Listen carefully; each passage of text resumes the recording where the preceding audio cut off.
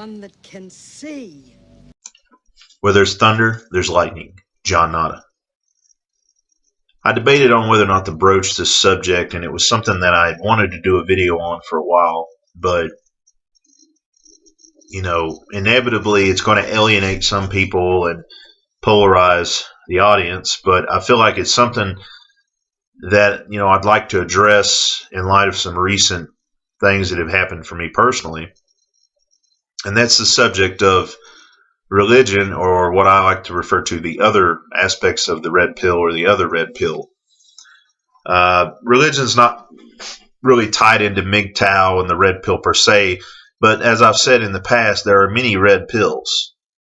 The red pill that we've discussed most often on this program has been to do with relationships and the dynamics between men and women and all that. This red pill, however, it's tied into that, but has more to do with the revelation that I've had over the years, and many others have had over the years, when it comes to religion. My father recently got in touch with me, and we've not historically been very close, although as the years have gone on, I think the mutual respect between the both of us have grown. He's come to see me grow and mature, and become a fine, upstanding citizen of the community. And I've been able to look back on, my childhood and all that, and see where he was looking out for the best interests of the family, and a hard worker, and really tried his best to provide for us and care for us, and truly is a very loving person. And it's just a funny little weird text out of the blue. I'm a classical deist. His text was, "I'm a classical deist, and the next time you come home, wondered if you'd be okay talking about all that." So then that kind of sparked a little mini debate between, well, not really a debate, a little mini conversation between me and him. Because for the longest time, originally when I went to college, I think I've mentioned on here before, I went to a Bible college, and had every intention of going into the ministry, and felt really passionate about it, felt really called to it, and all that. It was actually the act of going to the Bible college that began my journey out of Christianity and out of the Bible and out of the church. It was, learning a lot of the truths about things that began that whole journey of questioning. But for the longest time, he never really said it. I think he did actually say it once. He couldn't understand. I can't remember. It would have been a few years ago, but he couldn't understand why I would spend all that time and energy and effort and then not go into the ministry field. And I explained it to him best I could, but I don't think he really understood it until now. Because I had taken the red pill in regards to religion, and it opened my eyes to the truth of things. And that's why I'm doing this program, because I feel like I've mentioned in the past, this podcast is about truth. And this is what I feel the truth is. This is what I've found the truth to be through my own studies. And so he now finally understands the difficulty that it would have been for me to go into ministry despite no longer believing the things that I once believed, and to get up every Sunday and tell people that was the truth, and I knew it was true. And he mentioned when people say they're in a better place, and all he can think is, no, they're in a box in the ground. And he finally understood it. He finally understood where I was coming from on that, why I couldn't do that. Because he wrestled with his own belief and found that it just was irrational. It was illogical for him to believe those things, and he couldn't look at the world around him. And what he pointed out was the suffering, the things that he'd seen in 53 years or on the earth, he could not see those things and experience those things and continue to believe in at least the Christian God or the biblical God. He's open to the idea there's a God out there, but it's sort of a deist view of it, that if there is a God, he set things into motion, but he doesn't intervene. I don't necessarily subscribe to that. I can't sit here and say there isn't a God, and I can't sit here and say that the concept of deism is not true or unfounded. I just don't particularly see that there is a need to have a God per se that created the universe and created the earth and created all these different things. Science has gotten far enough along now where there are explanations without having to appeal to a creator or intelligent design, as it were. But it was just sort of a bonding moment between me and him, because now he finally understood where I was coming from. He finally understood my thought on the thing. And I think a lot of what spawned that revelation for him was just watching his mother, my grandmother, in 2005 battle cancer. And it was just really ugly in the end. And here this woman had battled health issues for 33 years, was a very faithful, God-fearing, church-going woman, read her Bible every day, and yet, in the words of my father, there was not much mercy for her in the end. Now, for me, it's not so much the issue of suffering. It's more and you know, this is, I mean, I think I have 15 minutes to explain something that could take years to explain. But for me, it was more finding that the Bible wasn't quite what it was touted to be or what it had been touted to be. Finding that a lot of the theology was irrational and didn't make sense. Scientifically, you know, the more that I read about evolution and the more that I understood about evolution, the less that it made any sense to bring a creator into it. And just the complete lack of any kind of evidence for a lot of the characters mentioned in the Bible, including Jesus. Now, I'm not here to bash religion. I don't think that religion in and of itself is a bad or evil thing. It's kind of one of these things, and I almost hate to compare it to this, but as a kid, you believe in a lot of things. You believe in Santa Claus, and I remember one particular Christmas. It just didn't make any sense. I couldn't make myself believe as much as I wanted to believe. I couldn't, and I just knew it was all a farce, and I knew it was all made up. And that's how losing your religion, to quote REM, feels for a period of time, until you come to terms with it and actually see how liberating it actually is.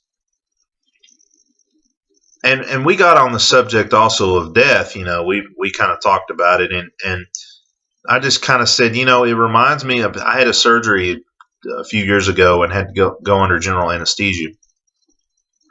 And it's the hardest thing to explain, because it's a lack of consciousness. I didn't know where I was. I didn't know I existed. I didn't know anything. I was consciousnessless. So where did my consciousness go during that time? And I mean, I liken that unto what death must be like. You know, people ask, what is death like? And it's like asking the question of, well, what was it like before you were born? And I imagine the two are fairly similar, if not exactly the same. And you know, along with that, you know, this realization, okay, Santa Claus isn't real, what I've believed religiously. And again, I didn't grow up in a religious household. I kind of took it on myself around age 12 to start reading the Bible. And I rode my bike to this church, to the youth group, you know, a few minutes away from my house. And so I kind of took it upon myself to delve into that. My family was never particularly religious. We didn't attend church on any kind of regular, frequent basis. My parents were not very strict. I mean, they were good parents, but, you know, they weren't strict in the sense that I had a friend whose parents were so religious, they wouldn't let him watch the Smurfs or He-Man, because He-Man was master of the universe, which kind of makes me think of the Hebraic Odon Olam. But they weren't Jewish. They were Methodist or something. But anyway, they obviously, there were certain programs, like my mom hated Ren and Stimpy. She just thought it was vulgar and crass. And so we had the little dial on the televisions, so we had to like slowly turn the dial, so as not to make anyone aware. But that and Beavis and Butthead. But other than that, we were allowed to be kids, And so it makes me also think of that the realization that a lot of us have when we realize that these fantasy relationships, these fantasy ideas about meeting this person is going to complete us and is going to help us through life and is going to support us, is that realization of that's not true either.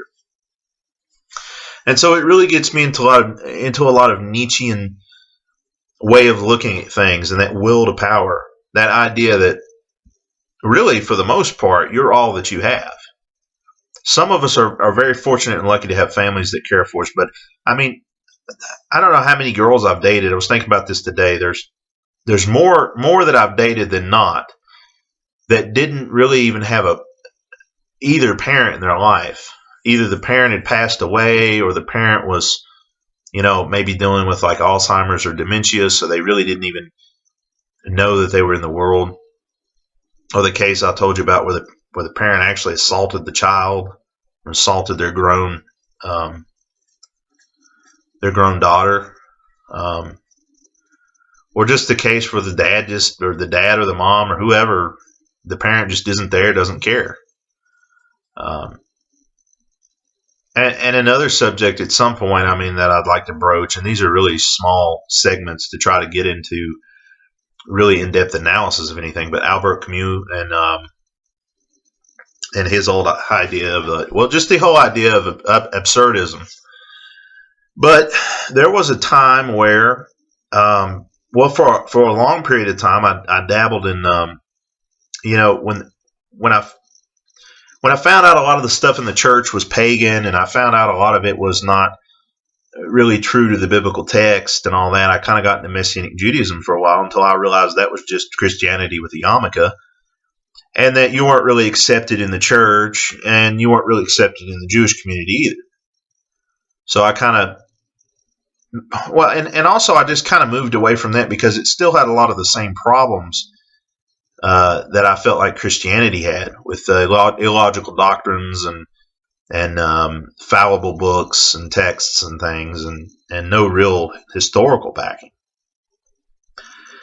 And for a while I looked at Islam, and there was some things about Islam that really appealed to me, but there were still a lot of issues with that. I felt like I actually went to a Mormon church for a little while, not because anything about their belief or theology was compelling, but it was at a time in my life where I was just really down and out, and really wanted just a community to be a part of, and some people around me that I felt like would care about me and support me. And that didn't really work out so well. And to be quite honest with you, part of it was that I don't know if you've ever been to a Mormon church, but they've got a lot of decent looking women, and they seemed like women with some sort of morals and some sort of traditional values to them. I'm not now, but I think at one time I had some tradcon ideas, but it turned out to be just, the whole tradcon thing, it turned out to be just the same side, or a different side of the same coin. And I always thought it was funny how they talked about their wives and their better halves. Well, I'd be nothing without my wife, and just really self-deprecating and downplaying, but yet only men can hold the priesthood in the church. And it's just like this whole idea that if women were so great, why are, and so much so superior to men, why are they not holding the priesthood? But like I said, there was a lot of issues with that, and I can go into that into more detail at another point. But it's just, again, it's a different red pill. And this is actually probably going to be, this will end up being part one of a two-part or maybe more talk, because like I said, in 15 minutes it's difficult to talk about something expand over several years. But anyway, till the next part of it, remember, you're free to do as you're told. This has been John Nunn in the Days of Thunder.